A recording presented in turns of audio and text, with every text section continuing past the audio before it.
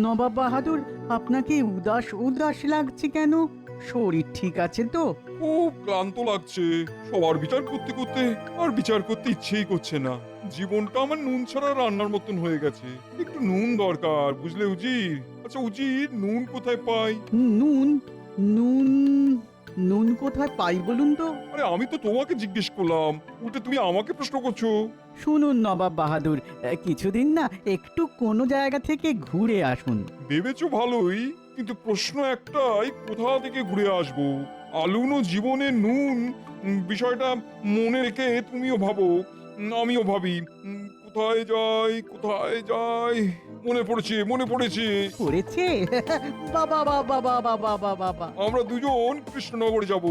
মহারাজ কৃষ্ণচন্দ্রই হলো আমাদের নুন। কৃষ্ণনগরে খবর পাঠাও, আমরা দুজনে আসছে রবিবার কৃষ্ণনগরে যাচ্ছি। চলো চলো, এই কৃষ্ণচন্দ্রকে জ্বালাতন করে আসি। আমাদের পাঞ্চে জীবনে নুন হলো গিয়ে কৃষ্ণচন্দ্র।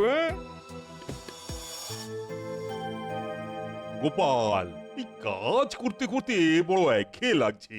চল, এই একঘেয়েমি কাটাতে এই কাছে পিঠে সবাই মিলে ঘুরে আসি। একটু নির্মল বাতাস প্রাণ ভরে গ্রহণ করি, কি বলো মন্ত্রী? এই তা কোথায় যাওয়া যায়? সবাই কি বলে দেখি, আমি আমার রায় জানাবো সবার শেষে। দেখা হোক অরণ্য, হয়ে যাই বন্য, আছে নির্মল বাতাস, কেটে যাবে সব হতাশ। বাহ বাহ বাহ, ভালোই বলেছো তো কবি, কিন্তু আমি চাইছি একটা নতুন কিছু। পাহাড়ের বাহার কেমন লাগবে মহারাজ?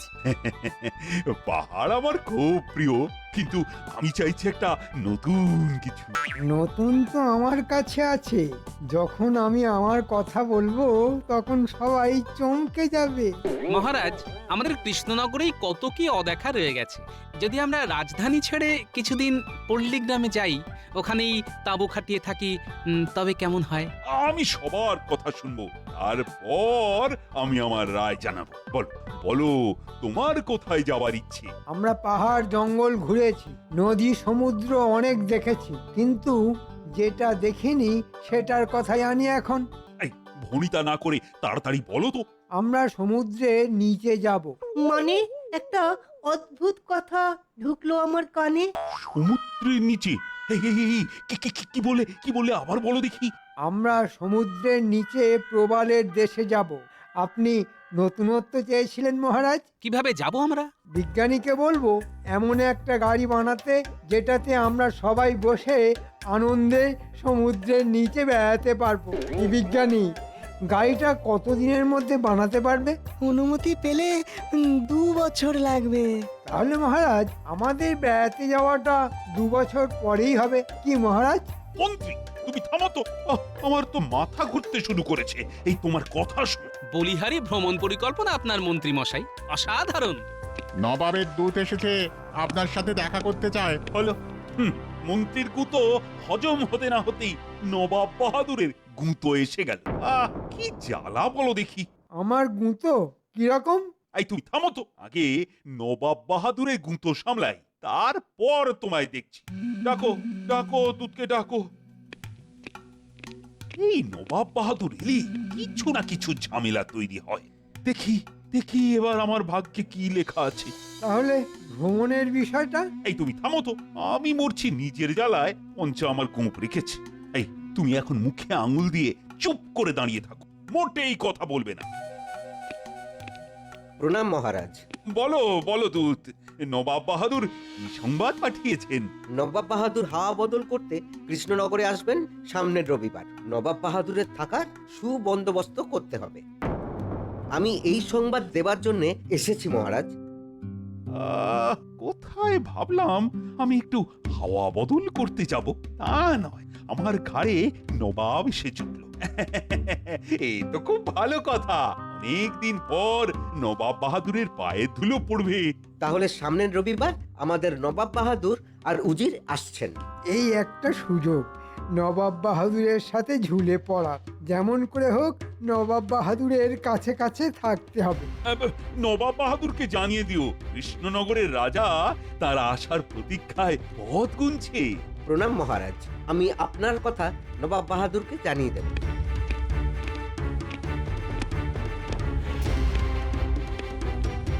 আবার কি মতলবে আসছেন কে জানে। হ্যাঁ, ওনার তো আর শয়তানি বুদ্ধির শেষ নেই।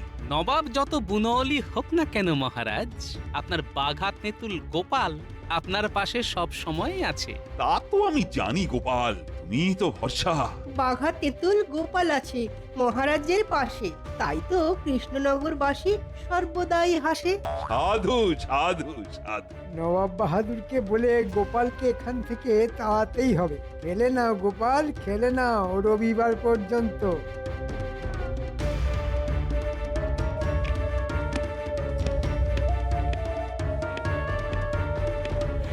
কি খবর কৃষ্ণচন্দ্র? আমার আসার খবর পেয়ে কি বললো? আপনার আসার খবর পেয়ে মহারাজ খুব খুশি। উনি আপনার আসার অপেক্ষায় আছেন। বলো কি উজির, তোমার কি মনে হয়? খুব সহজ সমীকরণ জাহাপনা।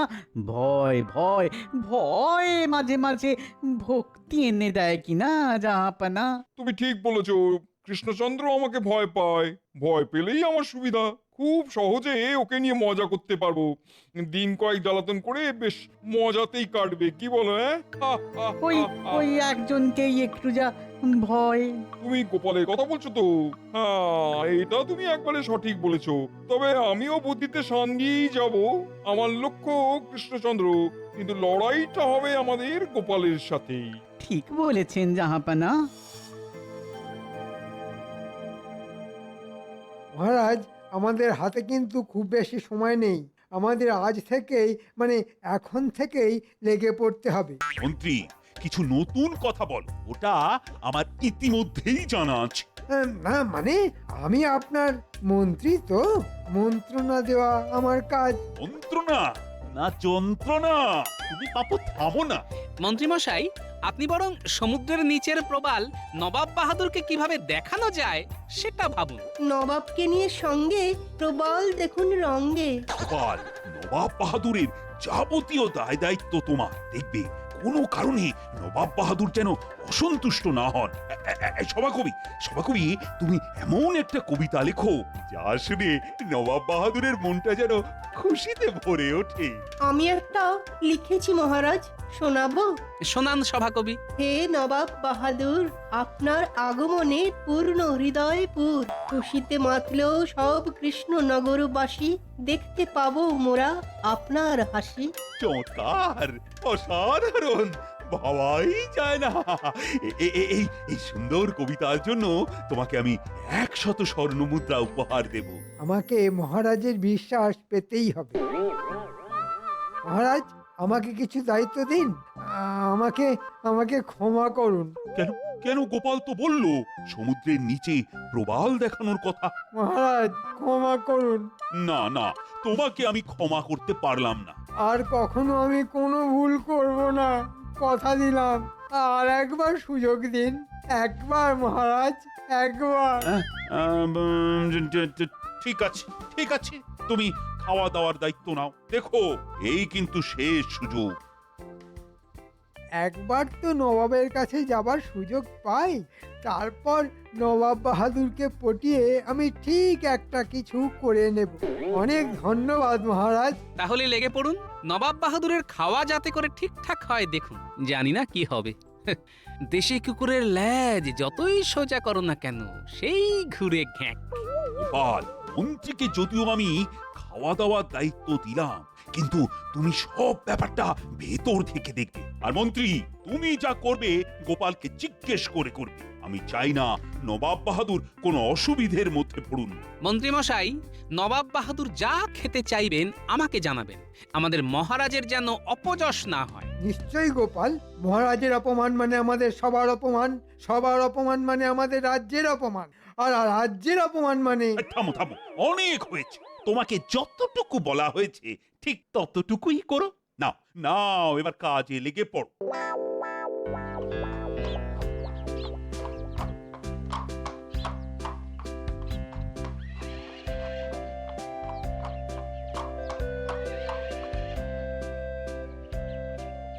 কি সৌভাগ্য আমার, আপনার পায়ের ধুলো পড়লো। আমি তো ধন্য হলাম। তুমি তো ধন্য হলে, আমি ধন্য হলাম কিনা সেটা তো দেখতে হবে। সেটা তো আমাদের আতিথেয়তা দেখলেই প্রমাণ পাবেন নবাব বাহাদুর। হে নবাব বাহাদুর, আপনার আগমনে পূর্ণ হৃদয়পুর, খুশিতে মাতল সবে কৃষ্ণনগরবাসী, দেখতে পেলাম আবার মোরা আপনার মুখে হাসি। ওহ, কি আওয়াজ, বহুত খুব। আমি ধন্য হলাম নবাব বাহাদুর। জাহাপানা, আমরা কি এখানেই দাঁড়িয়ে থাকবো? না না, সে কি, আসুন আসুন, আপনাদের আহার ও শয্যা প্রস্তুত। এই ঘরটা আপনার নবাব বাহাদুর, আর আপনার পাশের ঘরটা আপনার উজিরের। তা গোপাল, নবাব বাহাদুরের আহার প্রস্তুত তো? হ্যাঁ, প্রস্তুত মহারাজ। আমাদের দুজনের খাবার আমার ঘরেই নিয়ে এসো। আমি এক্ষুনি ব্যবস্থা করছি। আমি আর আমার উজির এক ঘরে থাকবো। আমার ঘরে উজিরের খাট পাঠাবার ব্যবস্থা করে দাও। হ্যাঁ, ঠিক আছে ঠিক আছে, আপনি যেভাবে ইচ্ছে থাকুন। সে কি, একসাথে কেন? নবাব বাহাদুর তার উজিরকে কত ভালোবাসে, সর্বদা চোখে হারায়, আর আমারটা খালি দাঁতে দাঁত পেশে। কপাল, সবই কপাল, কপালের নাম গোপাল।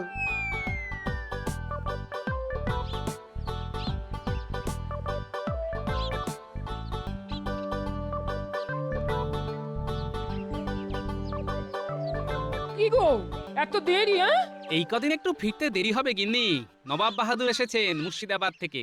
কদিন থাকবে গো? জানি না গিন্নি, নবাব বাহাদুর কতদিন আমাদের মহারাজকে জ্বালাবে। এই কটা দিন তুমি আমার জন্য না খেয়ে থেকো না, বুঝলে? আমার খাবারটা বেড়ে রেখো, আমি কখন আসি। যাই, স্নান করে আসি।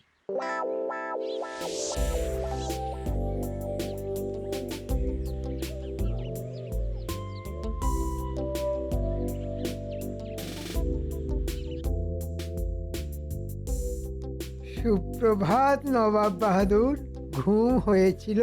ঘুম কি জানি, হয়েছিল বোধহয়। কি উজির, হয়েছিল? আমিও ঠিক বলতে পারছি না জাহাপানা, তবে যেটা এখন পাচ্ছে সেটা হলো খিদে। ও, তা সকালে আপনারা কি খাবেন নবাব বাহাদুর? আমাকে দুটো সাদা বকের ডিম সেদ্ধ দেবে তো। সাদা বকের ডিম? আর ডিমটা যে সাদা বকের সেটা আমার উজির পরীক্ষা করে দেখবে। যাও, তাড়াতাড়ি নিয়ে এসো। বকের ডিম? হ্যাঁ, কোথায় পাবো? তা তো জানি না মহারাজ, কিন্তু উনি ওটাই খাবেন। ওহ, এ তো মহা জ্বালা হলো। নবাব বাহাদুর কি এইভাবে জ্বালাবে? গোপাল কোথায়? গোপাল! আমি এসে গেছি মহারাজ। শুনেছো গোপাল, বড় বিপদ। কি হলো? বকের ডিম, সাদা বকের ডিম নবাব খাবে। তাহলেই বোঝো মন্ত্রীকে কোথায় পাঠাই, কোথায় গেলে সাদা বকের ডিম পাওয়া যাবে। মহারাজ, মহারাজ, আমার মনে পড়েছে, আমার মনে পড়েছে, ওই দিঘিতে সাদা বক আসে। আমি ওখানে একবার খোঁজ করি। ও মন্ত্রী, এই তুমি তোমার বুদ্ধিটা কোথায় রেখে আসো বলো তো? তোমার জন্য সাদা বকি দিঘির পাড়ে ডিম পেড়ে বসে আছে। যত সব। ও গোপাল, ও গোপাল, এখন কি উপায়? হাঁসের ডিম সেদ্ধ করে নবাবকে দিন, আর একটা সাদা ধবধবে হাঁস জোগাড় করে রাখুন। হ্যাঁ, বলো কি গোপাল, হাঁস? তারপর আমি বুঝে নেব। তাহলে কি করব? ওই ওই ওই গোপাল যা বললো, আর সাদা ধবধবে একটা হাঁস।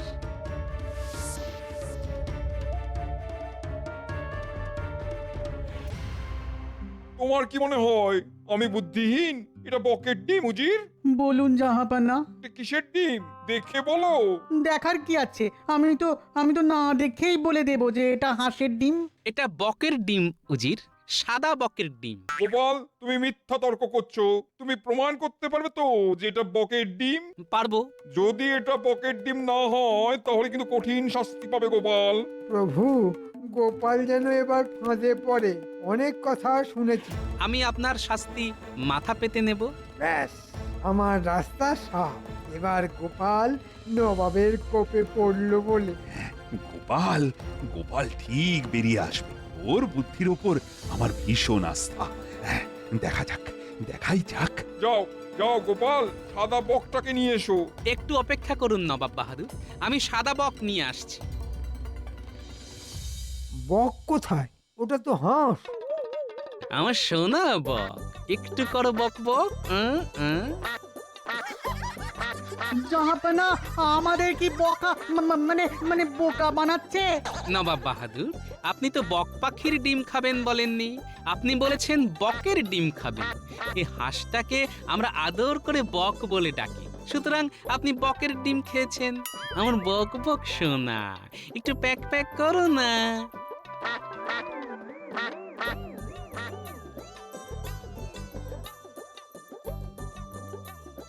এটা কি রকম হলো জাহাপনা? হাঁসকে বক বলে চালিয়ে দিল। হ্যাঁ, শুধু আমার কথা বলার ভুলটাকে গোপাল চালাকি করে কৃষ্ণচন্দ্রকে এই যাত্রায় বাঁচিয়ে দিল। আচ্ছা, আমিও দেখবো কত ধানে কত চাল।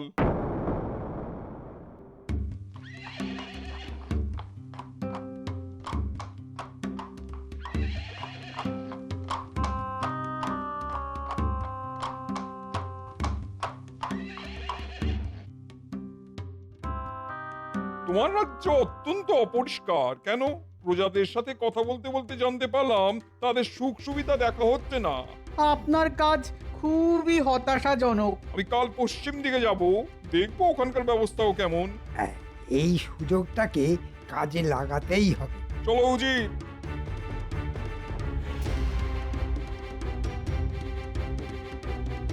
গোপাল, ও গোপাল, আর তো পারা যাচ্ছে না। এ তো পায়ে পা তুলে ঝগড়া করা। কিছু একটা করো। দেখছি মহারাজ, এখন চলুন রাজসভায়, সবার সাথে আলোচনা প্রয়োজন।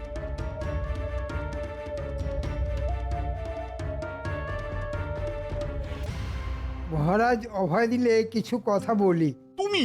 না না না না, আমি চাই না তুমি এর মধ্যে থাকো। তোমার উপর আমার বিন্দু মাত্র ভরসা নেই। তোমাকে যতটুকু কাজ দেওয়া হয়েছে তুমি বাবা ততটুকুই করো। নবাব বাহাদুর সকালে বাঘ, কিন্তু রাতে উনি ঘর বন্ধ করে উজিরকে নিয়ে কি করেন সেটা জানতে হবে। নবাব বাহাদুরের ঘরের বাইরে যে রাতে পাহারা দেয় তার সাথে আমাকে একটু কথা বলতে হবে মহারাজ। হ্যাঁ, ও কি কিছু বলতে পারবে? আন্দাজ তো দিতে পারবে। আমার ওই আন্দাজটাই চাই মহারাজ। দেখি নবাবের দুর্বলতা কিছু বার করতে পারে কিনা। আজ রাতে নবাব বাহাদুরের সাথে আমাকে একান্তে দেখা করতেই হবে।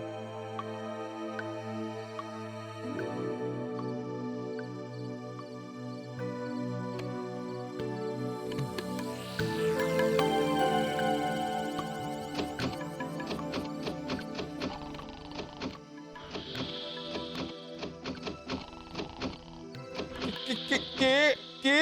আমি, দরজা খুলুন, কথা আছে। যা কথা সব সকালে। এখন দরজা খুলতে পারবো না। বুঝলাম নবাব বাহাদুর, আপনার দৌড়।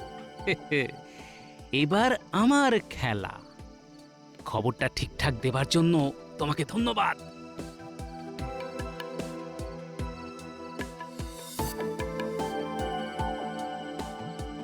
এই রে, নবাব বাহাদুর রাতে দরজা খোলেন না যে, তাহলে কাল সকালেই ধরবো।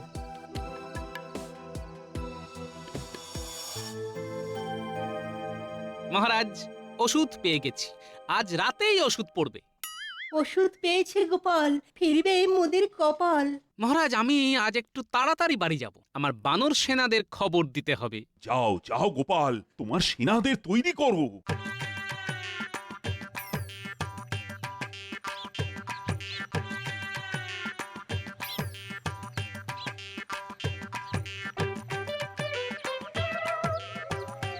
এই তোরা শোন এদিকে। উল্টে শোন, আজ রাতে তোদের একটু কাজ আছে, বুঝলি? কি কাজ দাদু? ব্যাস, আর কিচ্ছু করতে হবে না, পারবি তো? ও তুমি কিচ্ছু ভেবো না। উফ, আজ খুব গরম। দক্ষিণের জানলাটা একটু খুলে দিই। না না না না না, একদম নয়। নিশির ডাক। আমি তো আছি। রাত হলেই মুর্শিদাবাদে ফিরে যেতে ইচ্ছে করে। বাইরে ঠান্ডা হাওয়া বইছে, সাহস করে খুলি জাহাপানা। খুলবে? তবে কোনো।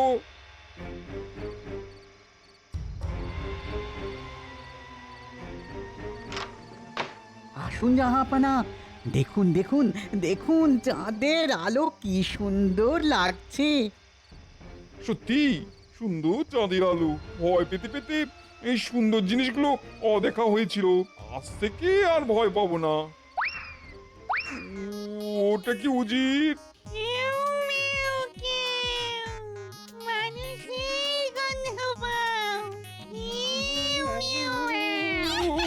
উজির, উজির,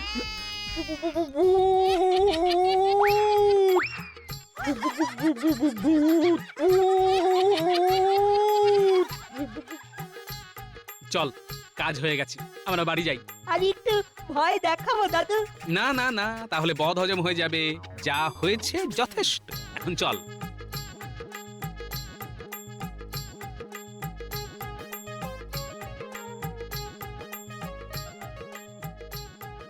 উজির, আর এক মুহূর্ত নয়, এখান থেকে ভেগে পড়ো। উফ, কালকে কালকে খুব বাঁচা বেঁচে গেছি। ঠিক বলেছেন জাহাপানা, জিনে ধরলে না একেবারে জিনা হারাম করে রেখে দেবে।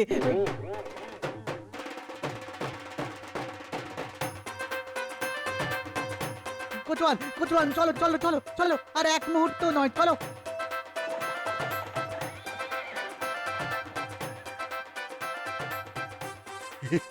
কি করে এই অসাধ্য সাধন করলে?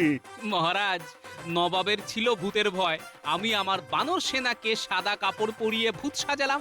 একেই বলে বুদ্ধি যস্য বলং তস্য। এবারটাও ফসকে গেল।